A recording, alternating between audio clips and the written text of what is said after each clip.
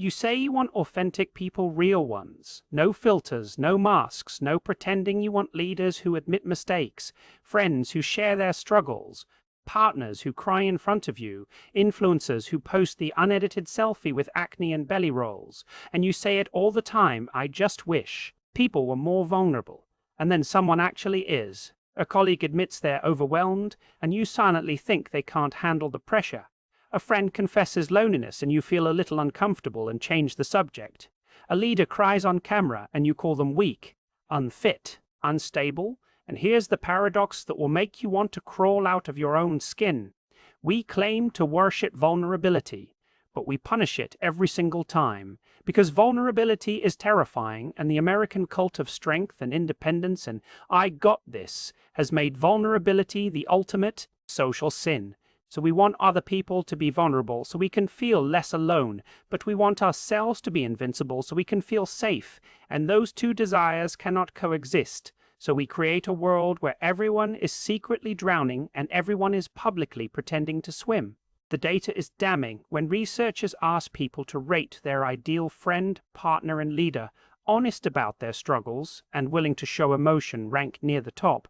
But when those same people watch actual vulnerable confessions, the person who cries or admits fear or asks for help is rated as less competent, less trustworthy, less likable than the one who stays composed. We say we want vulnerability, but we react with discomfort, if not outright disgust. And the gap between what we say and what we feel is a canyon we rarely cross. The neuroscience here is ancient. Your brain's threat detection system is wired to see emotional disclosure as a potential danger, because in tribal times, showing weakness could get you excluded and left vulnerable to enemies, and that wiring is still there. So when someone cries in front of you, your amygdala fires a warning: unstable, unpredictable, distance yourself.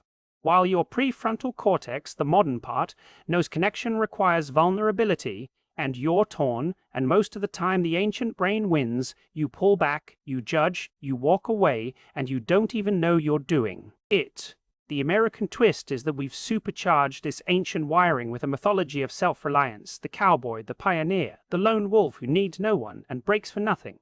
John Wayne didn't cry. Dirty Harry didn't ask for help. The Terminator didn't have feelings. And we've been raised on a diet of stone-faced heroes. Then we wonder why real humans feel like failures when they crack, and we've created a culture where the most vulnerable people are the most punished. The most punished learn to hide. The most hidden are the loneliest. The loneliest are the most desperate, and the most desperate are the most likely to break completely. A cycle that is a machine that eats hearts. But here's the reversal that only fully settles the second time you sit with it. The strongest Americans are not the ones who never break. They're the ones who break openly, repair publicly, and keep showing up anyway, having learned that vulnerability is not weakness but the only path to actual strength. Because a person who never admits they're struggling is a person who struggles alone. A person who never asks for help is a person who never receives it. A person who never cries is a person who never fully heals. And the people we actually admire, not the heroes on posters, but the real ones who have survived hell. Those people have scars and stories and tears, and their strength comes not from hiding those things, but from integrating them.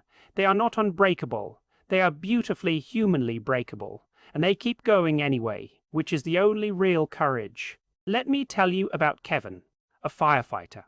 The kind of guy other guys looked up to, who hadn't cried in front of anyone since he was 12, never said, "I can't do this."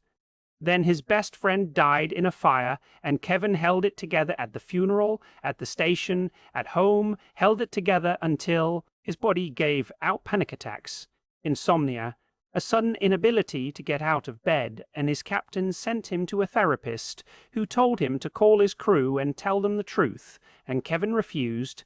"They'll think I'm weak." And the therapist said, "They already know something is wrong. What they don't know is whether they can trust you." Kevin called. He cried on the phone. He said, "I'm not okay."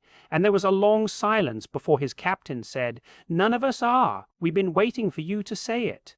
The entire crew had been holding it together, each waiting for someone else to break first. And Kevin's vulnerability didn't destroy his reputation.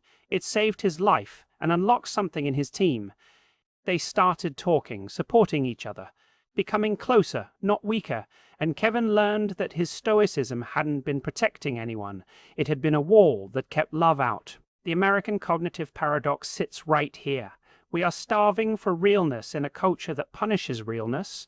We want others to be vulnerable, so we don't feel so alone, but we refuse to be vulnerable ourselves because we've been taught that vulnerability is defeat, and the only ones who escape are those brave enough to go first, who say "I'm scared" before anyone else, ask for help before they're desperate, cry in public and refuse to apologize, and in doing so give everyone else permission to do the same, becoming the leaders we actually need, not the stone-faced heroes of myth, but the weeping, trembling, glorious humans who keep showing up despite it all. Right now, your brain might want to argue that you can't be vulnerable. It's too risky. You'll be judged. And you will, by some people, the ones still trapped.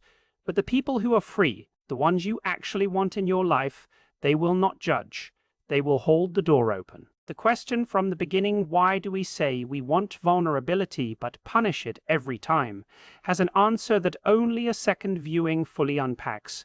The punishment comes from fear, not cruelty, because we are all terrified of our own fragility, so we attack it in others, and the only way to stop the cycle is to be vulnerable first, not once, but every day until it becomes normal, until crying is as American as apple pie, until I need help is as respected as I did it alone, which isn't weakness, it's the revolution. So if something just unclenched, if the impulse sparked to share this with someone who has never seen you cry, that's not about me.